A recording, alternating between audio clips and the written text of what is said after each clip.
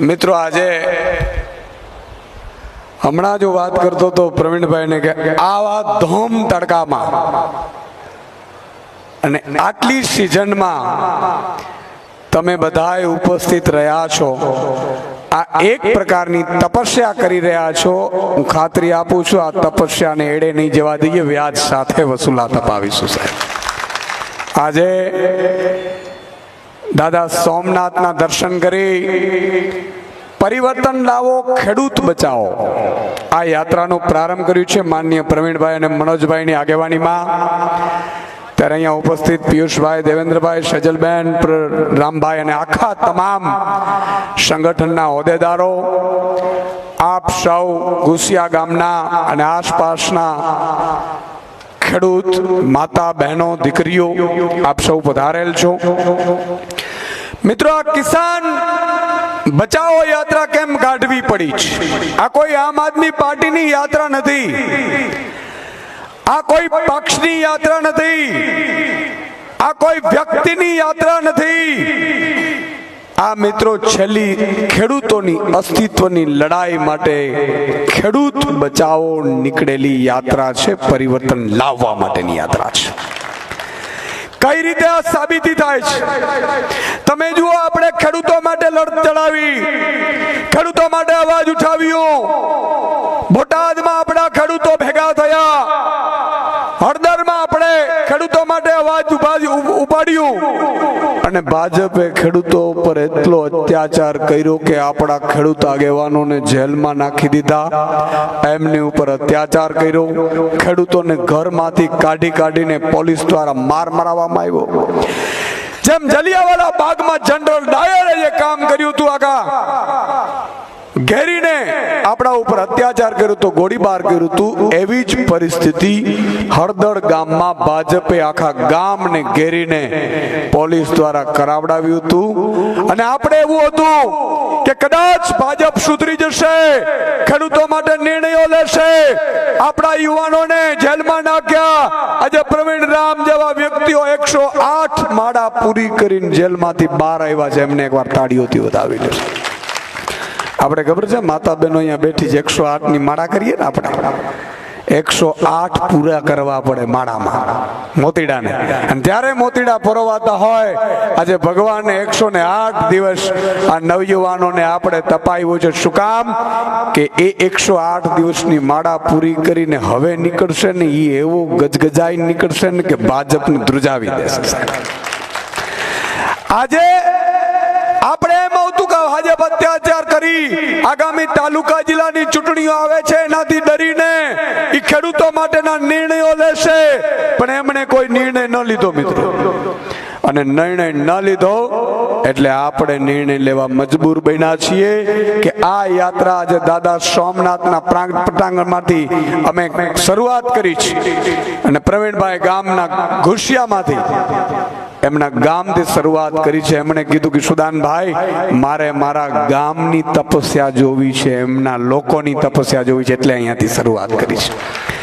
અને આવા ધોમ તડકામાં તમે અહીંયા ઉપસ્થિત છો, એનો મતલબ એ થયો કે પ્રવીણભાઈને ગામે લીલી ઝંડી આપી છે કે જાઓ હવે તમે ખેડૂતો માટે લડો, અમે તમારી સાથે છીએ. તમે સર્ટિફિકેટ આપ્યું છે સાહેબ. હા, નહીં તો ઘણાને મેં જોયું છે આખા ગુજરાતમાં દેશમાં ફરતા હોય, પણ ગામમાં પૂજ્યું ભાઈ પૂજતું ન હોય. હા, ગામમાં એમ કહેતા કે આ હું હાલી નીકળાય, સરપંચમાં ચૂંટાય નહીં. પણ આજે એક ભાઈએ અહીંયા કહ્યું હતું ભારતીય પક્ષ ઉપર રહીને, મિત્રો આ ખેડૂતોની લડાઈ છે. હું ભાજપના સાંસદો, મંત્રીઓ, મુખ્યમંત્રીને કહું છું કે તમે પણ આ યાત્રામાં જોડાઓ ને ખેડૂતો માટે અવાજ ઉઠાવો. મુખ્યમંત્રીનું આમંત્રણ આપું છું, કારણ કે મેં સાંભળ્યું મુખ્યમંત્રીને ચાલતું નથી, નરેન્દ્રભાઈ કેમ કરે છે. અને નરેન્દ્રભાઈને અત્યારે સમય નથી સાંભળવાનો ખેડૂતોને. એને એમ છે જ્ઞાતિ જાતિના આગેવાનો છે આપણા ભાજપના, એ મત લઈ આવશે ને પછી બધું હલાવશે. મિત્રો, મારે આપણે કહેવું છે 2024માં આ 1-1.5 વર્ષ પહેલા જયારે મગફળીનો પાક આવ્યો ત્યારે ટેકાના ભાવે ભાજપે કેટલી ખરીદી કરતું હતું? કેટલા મણની ખરીદી કરતું હતું ભાઈ? 200 મણની કરતું હતું ને? આ ખબર છે કે નથી ખબર? 200 મણ ખરીદી કરતું હતું. 200 મણ ખરીદી કરતું હતું. ભાજપના નેતાઓ એકઠા થયા, માનનીય નરેન્દ્ર મોદીજીને કહ્યું કે ભાઈ શ્રી નરેન્દ્રભાઈ, આ માત્ર 200 મણ ખરીદી કરીએ છીએ, ખેડૂતો પરેશાન છે, ખેડૂતો અમને ઘૂસવા નથી દેતા ગામમાં, એમ કહે છે કે ટેકાના ભાવે પૂરતી ખરીદી કરો.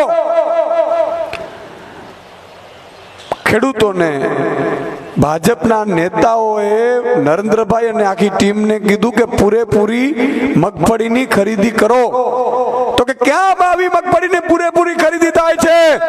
એટલે ખેડૂતોએ કીધું, ભાજપના નેતાઓએ કીધું નરેન્દ્રભાઈ અને આખી ટીમને કે પંજાબમાં જાઓ, પંજાબમાં જેટલી ફસલ ઉપજ જે પણ ખેડૂત પકવે ઈ સરકાર પૂરેપૂરી ફસલ પાક વીમાની જરૂર નથી, પૂરેપૂરી ફસલ પ્રધાનમંત્રી ફસલ વીમા યોજનાની પણ જરૂર નથી, ત્યાં આખી સરકાર ખરીદે છે. મિત્રો એકવાર એના માટે તાળીઓ થઈ જાય. તમને ખબર હશે નહીં કદાચ.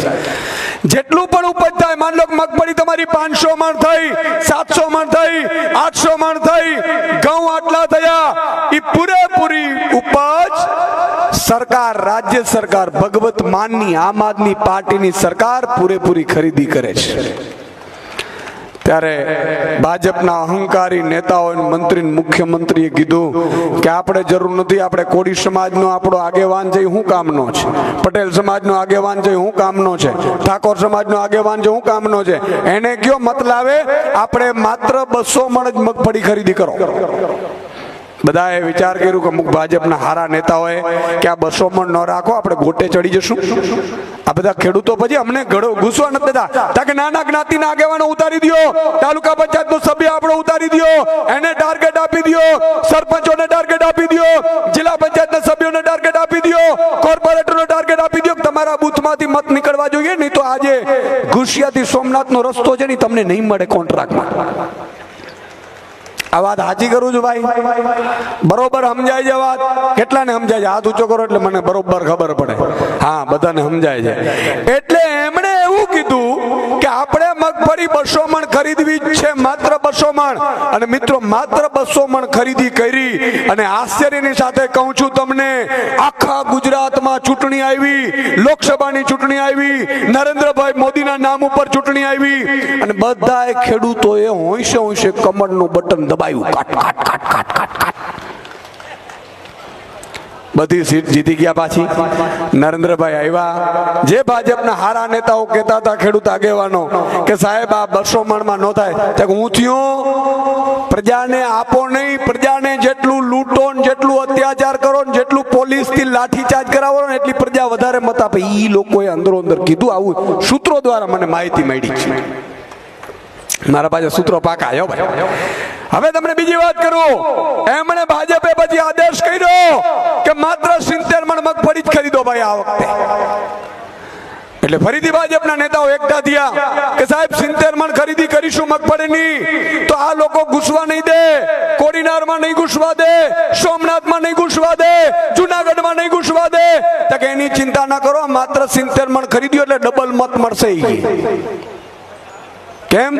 તો કે આ પ્રજા ભોળી છે, ખેડૂતો ભોળા છે, ખેડૂતોના પત્નીઓ ભોળા છે, એમને આ કાંઈ ખબર પડતી નથી. એને એટલું કહેજો કે નરેન્દ્ર મોદી છે તો આપણે જીવતા છીએ, નરેન્દ્ર મોદી છે તો આપણે વિશ્વમાં ડંકો વાગે છે, નરેન્દ્ર મોદી છે એટલે વિશ્વ ગુરુ છીએ, આવું બધું સંભળાવજો એટલે સાંભળી લે, મત આપી દે.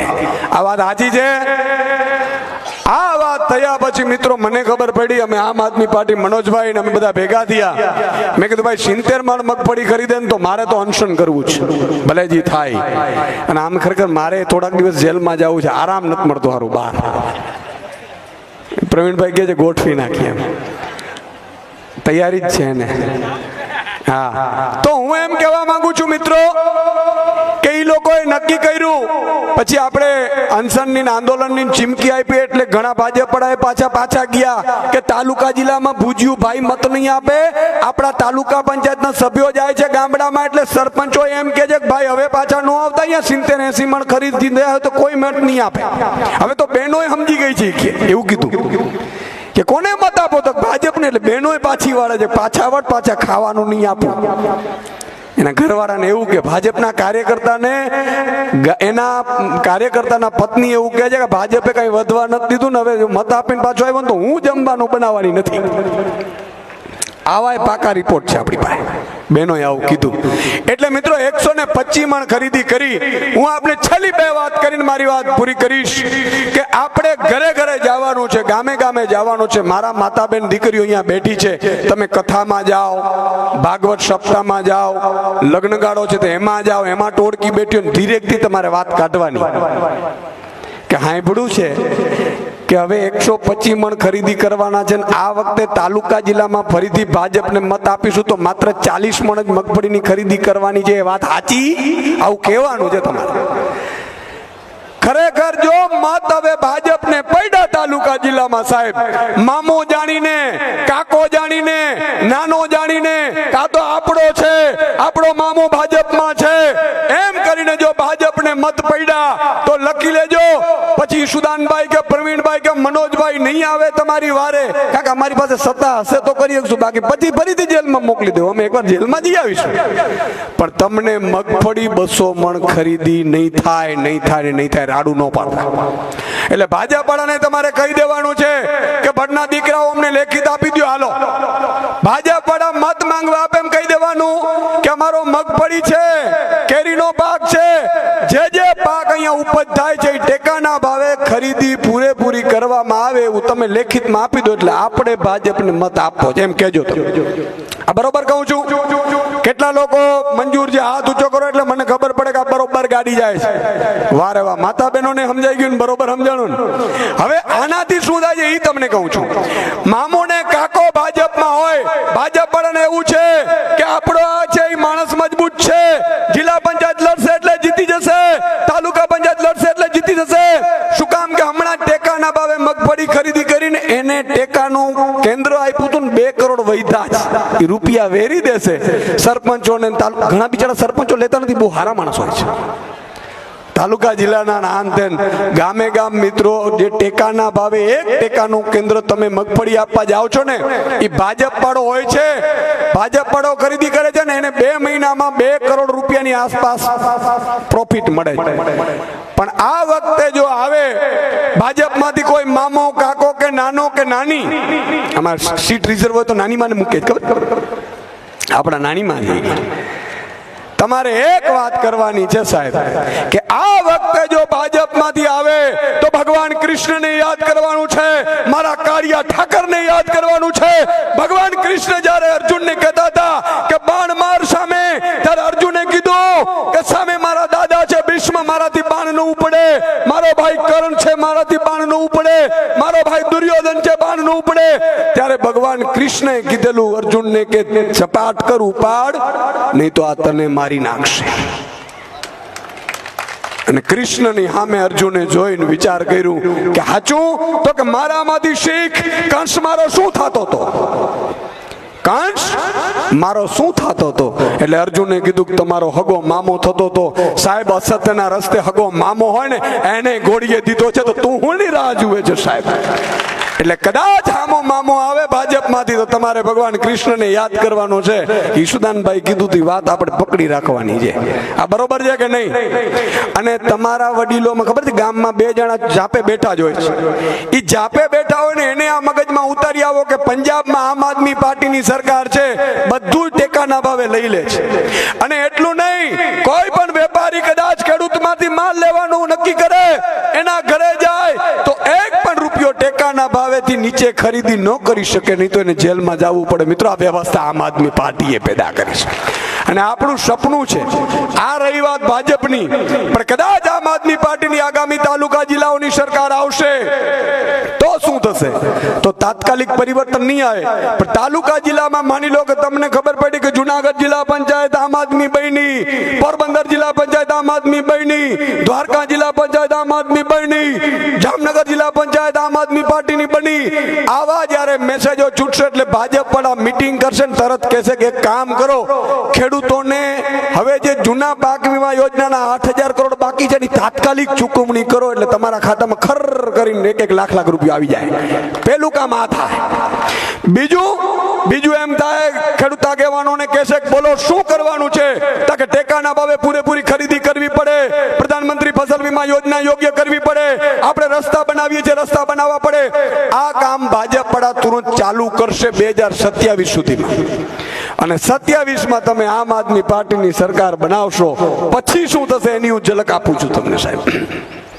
પછી તમારે આ ખબર છે થાંભલા નાખે છે વચ્ચેથી, મરજી પડે ખેતરમાંથી હાઈ ટેન્શન, અહીંયા છે કે નથી પ્રોબ્લેમ, હાઈ ટેન્શન લાઈનમાંથી નાખે છે સાહેબ. તમારો ખેતર હશે, અત્યારે એવું છે કે ભાજપ વાળો કોન્ટ્રાક્ટમાં લઈ લે, ગુંડો કે લુખો ભાજપ વાળો હોય એ કોન્ટ્રાક્ટ લઈને પોલીસને લઈને આવે, મારા ખેડૂતોના ખેતરના વચ્ચે થાંભલા નાખે.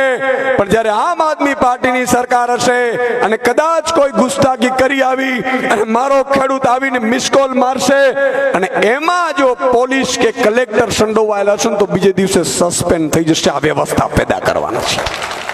એટલું નહીં, આમ આદમીની સરકાર બનાવવાની છે, કોઈ ખાસ આદમીઓની નહીં, કોઈ કલેક્ટરોની નહીં, કોઈ નોકરોની નહીં. આમ આદમી પાર્ટી મારો ખેડૂત, મજૂર અને શ્રમિક એ જ્યારે ખેડૂત ખેતરમાંથી નીકળતો હોય, અહીંયા જાપે સોમનાથના જાપે પોલીસ વાળા ઉભા હશે, બે પાવતી આપતા હશે, પાવતી આપે છે ને સાહેબ. આપણે એવું નિયમ લાવવો છે કે મારા ખેડૂતો 50-50ની સ્પીડમાં જતા હોય મોટરસાયકલમાં, કોઈ પાવતીની જરૂર નથી. હાલ નિકાટ આવી વ્યવસ્થાઓ પેદા કરવાની છે. કાનૂન આપણે બનાવવાના જ ભાઈ. કાનૂન કોણ બનાવે? આ લોકોને કાનૂન બનાવવા બેહાડ્યા છે, પણ કરે છે શું ખબર છે? કાનૂન એવા બનાવે છે કે લૂંટ કેમ વધારે મળે. તમે વિચાર કરો, 3 ઉપજ લઈ શકાય નહીં. નાળિયેરીનો પાક માટે શું વ્યવસ્થા છે ભાઈ? કેરીના પાક માટેની શું વ્યવસ્થાઓ છે ભાઈ? ક્યારે સહાય મળી છે? આજે મિત્રો હું જ રાજનીતિમાં આવ્યો અને એક નમૂનો તમને આપું. હું સવારે 11-11:30 ઓફિસે પહોંચ્યો, મારો કાર્યક્રમ મહામંથન આવતો હતો, તમને ખબર હતો, ખબર છે કે નહીં? ઈ જ છે ભાઈડો. હા એમ ભૂલી ન જતા ભાઈ. સવારે 11:11 મિત્રો ગયો એટલે મારી ટીમમાંથી મેમ્બર આવ્યા, મને કે સાહેબ આજે એક ખેડૂત જુનાગઢમાં આપઘાત કર્યું છે અને સુસાઇડ નોટમાં તમારું નામ લખીને ગયા છે. એટલે મેં કીધું શું વાત કરે છે? આપણે તો ડર લાગે. મેં કીધું હું તો કોઈ દિવસ મળ્યો નથી અને ખેડૂતે આપઘાત કર્યું ને મારું નામ ટપકારી દીધું, આ થયો હું સજા. એટલે મેં એ સુસાઇડ નોટ વાંચી. સાહેબ એમાં લખેલું હતું કે ઈશુદાનભાઈ મારાથી જીવાય એમ નથી, મારે 20 વીઘાનો બગીચો છે, 3 વર્ષ થયા બગીચામાં પાક નથી આવ્યો, 3 વર્ષ થયા કેરીનો પાક ફેલ થાય છે, બેંકોમાં લોનની વ્યવસ્થાઓમાં સગવડ નથી, કોઈ સહાય મળતી નથી. ઈશુદાનભાઈ મારે મરવું પડે છે, આંબાની ડાળીએ લટકીને હું મૃત્યુ પામું છું, પણ તમે કાંઈ ખેડૂતો માટે કરતા જશો. આવું લખીને સાહેબ ગયા ને એટલે રાજનીતિમાં મારે આવવું પડ્યું છે. હજી કોઈ મને રાજનીતિ શોખ નથી સાહેબ, આ રાજનીતિમાં મજબૂરી છે. આજે પણ ભાજપ એમ કે આ ખેડૂતોના 20 કામ આપણે કરી દઈએ મજૂરો શ્રમિકોના, તો આજે પણ આપણે સંન્યાસ લઈ લેવું જોઈએ. હું એને કહું છું કે આ ખરીદવા બરીદવા ધંધા બંધ કરી દો, આવો મોરે મોરા. બરોબર, અમે તમને કહીએ ને તમે કામ કરો એટલે આપણે રસ્તે ભાઈ. આ ધંધો કોણ કરે ભાઈ? પણ ભાજપમાં મિત્રો 2000માં ફેક્ટરીમાં કોઈને નોકરી ન રાખે ને, ધારાસભ્યો સાંસદો મંત્રીઓ બની ગયા છે ને એટલે લૂંટ ચલાવે છે. અને ભણના દીકરા એવી લૂંટ ચલાવે છે ને જેસીબીઓથી ભરે જો કે જેટલું ભરાઈ જાય 100 પેટી કે. હમણાં એક ભાજપ વાળાને કીધું કે તમારી ફાંદ મોટી થઈ ગઈ, તાકી સુદાનભાઈ બહુ હાચવવું પડે, 50 પેટીનું કર્યું છે, ખાલી 100 પેટીનું કરવાનું છે, પછી મૂકી દેવાનું છે. પણ હું તમને મિત્રો એક ખાતરી આપીને જાઉં છું, ભાજપ વાળાને જેટલી લૂંટ ચલાવી એટલી ચલાવી લેજો. પોણા 2 વર્ષ તમારા હાથમાં શાસન છે. જે દિવસે 2027માં આ ગુજરાતની જનતા, આ મારા ખેડૂતો, આ મારા મજૂરો શ્રમિકો, આ મારા નાના કર્મચારીઓ જે દિવસે આશીર્વાદ આપશે, જ્ઞાતિ જાતિ ધર્મ ભૂલીને આમ આદમી પાર્ટીની સરકાર બનાવશે, ત્યારે ખાતરી આપું છું કે ભાજપના નેતાઓએ હજારો કરોડની સંપત્તિ જે બનાવી છે ને જપ્ત કરીને તમારા ખાતામાં નખાવડાવી છે, વ્યાજ સાથે વસૂલાત કરીશું. એટલે આટલી વાત કરી. તમે આજે ખૂબ તડકામાં પણ અહીંયા બેઠા રહ્યા, ઉપસ્થિત રહ્યા, અને આખી હું આમ આદમી પાર્ટીની ટીમને, આપ સૌને, માતા બહેનોને, વડીલોને પણ વંદન, નતમસ્તક વંદન કરું છું. આવી માવડીઓના આશીર્વાદ બહુ લાગે, કારણ કે ડાયરેક્ટ કનેક્શન એમ ના હોય. નાનું બાળક અને મા વડીમાં એ શું છે ખબર છે? પર થઈ જાય. પછી આ બધામાંથી જંજાળમાંથી નીકળી જાય એટલે ડાયરેક્ટ ભગવાન એની જોડે જ હોય. ભોળિયો અહીંયા ભગવાન હોય, કપટીઓ અહીંયા ભગવાન ન હોય. આ ગામની બૂચ મારીને પછી ઉદ્ઘાટન કરતો અહીંયા ભગવાન ન હોય. અહીંયા કટકીઓ જ થતા ને એને ઘરે ચા પીઓ ને એટલે તમારી મતિ ભ્રમ થઈ જાય. એટલે આ બધીમાં માતાજીઓ પણ આજે આશીર્વાદ આપવા આવી છે અને હું આશા રાખું છું કે પ્રવીણભાઈ ઉપર તમારા એવા આશીર્વાદ રહીએ, દેવેન્દ્રભાઈ ઉપર તમારા એવા આશીર્વાદ રહીએ કે જ્યારે જ્યારે એમને જરૂર પડે ત્યારે તમે એવો હેત વર્ષાવો કે આ લોકોના ખોબલે ને ખોબલા ભરાય ને એવી વ્યવસ્થા કરજો. જય માતાજી, જય હિન્દ, જય ભારત. ખૂબ ખૂબ આભાર ઈશુદાનભાઈ. હવે આજના આ કાર્યક્રમના આપણે વિરામ તરફ જઈ રહ્યા છીએ. પહેલા પ્રવીણભાઈ જે અને ઈશુદાનભાઈ, મનોજભાઈ અને સમગ્ર આમ આદમી પાર્ટી જે પરિવર્તન લાવો, કિસાન બચાવો જે સંકલ્પ લઈ અને ખેડૂતોના હક માટે સમગ્ર ગુજરાતની અંદર નીકળ્યા છે, તો પ્રવીણભાઈ રામ પોતે અહીંયા ઉપસ્થિત માતાઓ બહેનો પાસે પોતાના આશીર્વાદ પ્રવીણભાઈને આપે. કારણ કે નારી તું નારાયણી, નારી તું મહાન, નારી તારી ગૌરવ ગાથા ગાયે વેદ પુરાણ. સ્ત્રી શક્તિનું જે સ્વરૂપ, ચંડી સ્વરૂપ, શક્તિ સ્વરૂપ જો કોઈ હોય તો સ્ત્રી છે. પછી માના રૂપમાં હોય, બહેનના રૂપમાં હોય, દીકરીના રૂપમાં હોય કે પત્નીના રૂપમાં હોય. તો પ્રવીણભાઈ માતાઓ બહેનોના આશીર્વાદ લેશે. તે ઉપરાંત જમવાની વ્યવસ્થા અહીંયા આપણે રાખેલી છે, તો સર્વે લોકો અહીંયા જમીને જ જાય. મંચસ્થ ઉપસ્થિત સર્વે લોકો વતી આપ સર્વેનો હું હાર્દિક આભાર વ્યક્ત કરું છું. બોલો ભારત માતા કી.